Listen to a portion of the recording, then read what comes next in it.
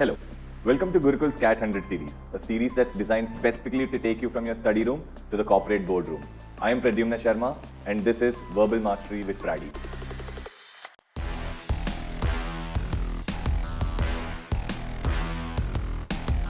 Okay, so here's the next passage. Now, in case you want to take this up as a test, then please go on to www.thegurukul.org.in and register for the 100 days to CAT test series. Now, this is a series that's been specifically designed to take you from your study room to the corporate boardroom, where we'll be uploading 100 tests of quant, LRDI and verbal ability, all for free. Alright, so this is to just ensure that you stay consistent with your prep and crack CAT 2025. Now, without any further ado, let's get into the video. So, this is your first paragraph. Pause the video, jot down all the main points, and then we'll go into the second paragraph. This is your second paragraph. Pause the video, jot down all the main points, and then we'll go into the last paragraph. This is your last paragraph. Pause the video, jot down all the main points, and then we'll go into the questions. This is your question number 1. Take 1 minute to answer this. Pause the video here. This is your question number 2. Take 1 minute to answer this. Pause the video over here. This is your question number 3. Take 1 minute to answer this. Pause the video over here. And this is your question number 4. Take 1 minute to answer this. Please pause the video over here. Now that you've finished answering all the questions, put down your answers in the comment box so we know how many of you got all 4 correct. Also, drop a like because that motivates us to keep making videos like these so that you can stay consistent for your CAT 2025 prep. Now, let's get into the passage and questions explanation. So, your first paragraph says, are you frightened by climate change? Do you worry about the sort of the world we are bequeathing to our children and grandchildren? Now guys, what's the meaning of the word bequeathing? Bequeathing means leaving behind.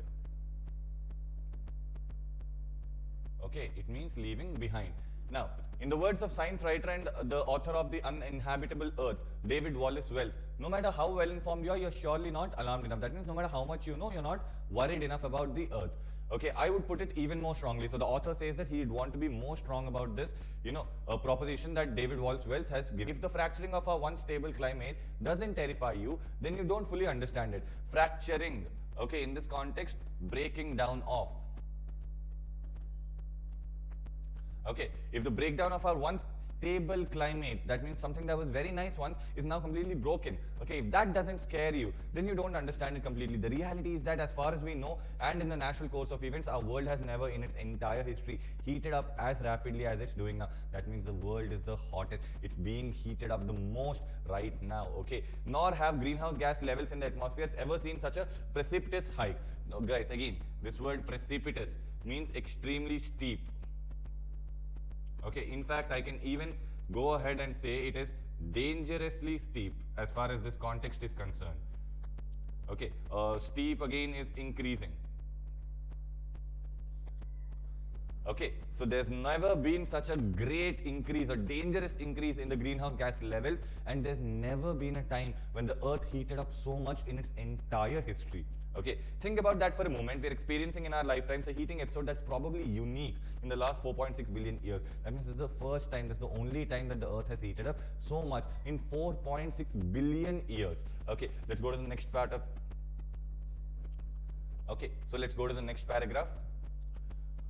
While those of us working in the climate science field know the true picture and understand the implications of our world, most others don't. So people who are working in the climate science field, they know about what's happening, but the others, they don't know so much. And this is a problem, a big one. After all, we can't effectively tackle a crisis if we don't know its full depth and extent. So unless we know the complete depth and extent, we cannot really tackle the entire crisis. That's what he's trying to say. Crisis over here is the hardship, the climate change that we are facing. What's happening to our world scares the hell out of me. But if I shout the brutal, unvarnished truth from the rooftops, now this word guy, unvarnished means straightforward.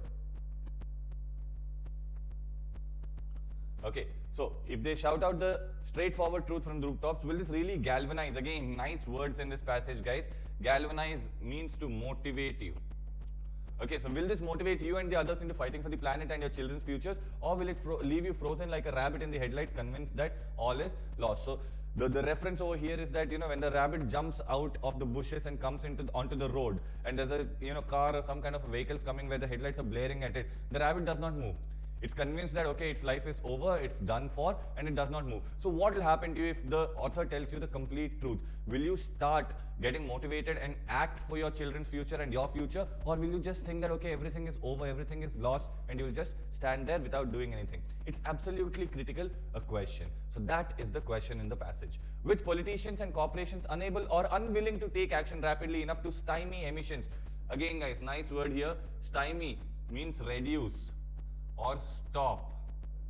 Okay, so politicians and corporations are not willing or they're not able to take any actions to stop the emissions as the science demands, as all we as climate scientists are left with is to seek to rouse the public to try and force through.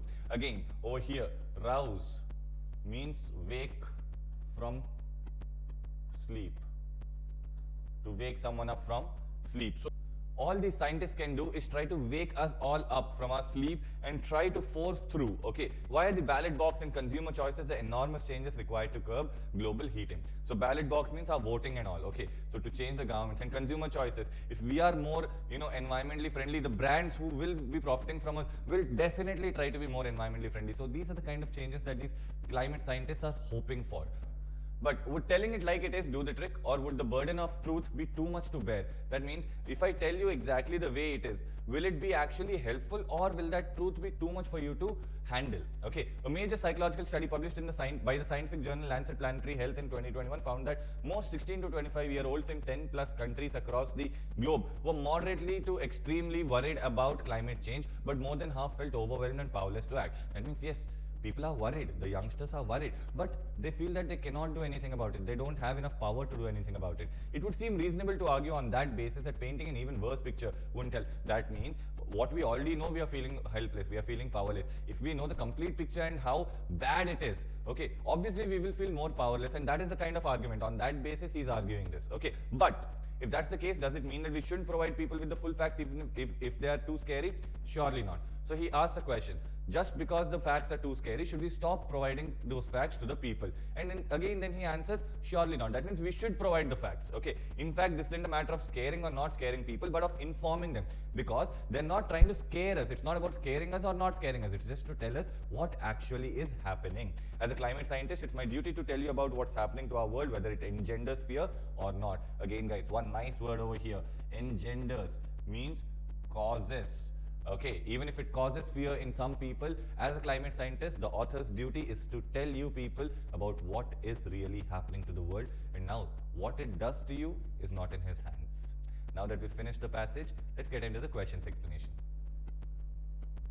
Which of the following statements best represents the central dilemma of the author as the climate scientist faces? Okay, so what is the dilemma? What are the two things that he's confused on? Obviously, we know that the climate scientist over here is trying to tell us something, but he's not able to tell it because he thinks we'll be afraid, right? So let's see where that is there in the options. A, how to persuade politicians and corporations to take urgent action on climate change? No. He said clearly that politicians are either unable or unwilling. So this should not be the dilemma that he's facing. How to effectively convey the severity? Severity means the full extent of the climate change without paralyzing the public with fear. Okay, so this is what we were thinking about. So this is the best possible answer so far, but let's read C and D and see if there's any better answer. How to accurately measure the unprecedented rate of global heating in the Earth's history? Again, he's already measured. He knows that in the last 4.6 billion years, this is the hottest it's been. So this should not be the dilemma that he has. How to reconcile scientific duty with public psychological well-being when communicating climate realities? Although it sounds very nice and rephrased on the first side, he is not confused about how to reconcile scientific duties. He is very clear at the end of the day that he should tell you the truth. It's just that, will you be able to take it? Okay, is what he's looking at. And second thing, this psychological well-being is not a concept that's been spoken in the passage. Okay, he's just talked about your fear and worry. He's not talking about your psychological well-being. So don't fall for this answer. The right answer will be B. Now let's go to the second question. The author supports the claim that, okay, so this should be supports, alright. So the author supports the claim that our world has never in its entire history heated up as rapidly as it's doing now by. So what is he telling us? How is he supporting that claim? Okay, citing an estimate from the Congressional Budget Office, again, He has nowhere ever in the passage mentioned Congressional Budget Office. So this is clearly an out of scope choice. B. Referencing the views of David Wallace Wells, author of The Uninhabitable Earth. Yes, he has reference, but that's not exactly how he's telling us that the world has heated up. So this is a good answer, but if anything better comes, we'll definitely go to that. Stating that greenhouse gas levels have seen a precipitous high, unparalleled in Earth's history. This is exactly what's happening. Guys, look, this is what we call as a specific detailed question. Okay, so here scope matters a lot. Although this was told in the passage, he used reference of David Wallace Wells, but that is not the entire thing. The reason why we are able to see that the world has gone up in heat is because of the hike in the greenhouse gases. So this becomes a better answer. Now I'm going to remove B, and I'm going to take C to be my better answer. Now let's look at D. Highlighting the psychological study published in the Lancet Planetary Health. Again, this has nothing to do with how hot it is. Okay, how climate change is affecting youngsters is what is published in this study. So again, this is an out of scope choice for me. So the best answer will be C. Third question, guys, based on the passage, what's the author's ultimate conclusion regarding how climate scientists should communicate with public? So he's again asking, okay, what is the best way for a climate scientist to talk to the public about climate change? So A says scientists should focus solely on presenting alarm facts to ensure the public understands the gravity of the situation. Now, here it's an extreme answer because we are saying they should focus solely on, see, if the author was of the view that I should focus solely on, just presenting facts. Okay, why did the author even write so much? So this becomes an extreme answer. Okay, scientists should prioritize avoiding public fear even if it means withholding some distressing information. Again, this is also not exactly what the author is saying. Author is saying, yes, I have to present facts, but mildly, in a way that it doesn't scare you too much, it motivates you to act, right? So this should also not be our answer. Scientists have a duty to fully inform the public about the climate change, regardless whether it evokes fear. So yes, now here they have a duty, okay, to completely inform, but he's not saying that it's his only job or anything like A. Okay, so this is a better answer for me compared to A. Now D, scientists should primarily engage in political activism to force policy changes. This again nowhere's been spoken about. Okay, he's saying that scientists should tell people and people should vote or not vote. Okay, it's not that the scientists should engage in political activism. So this is a misunderstood or rephrased answer.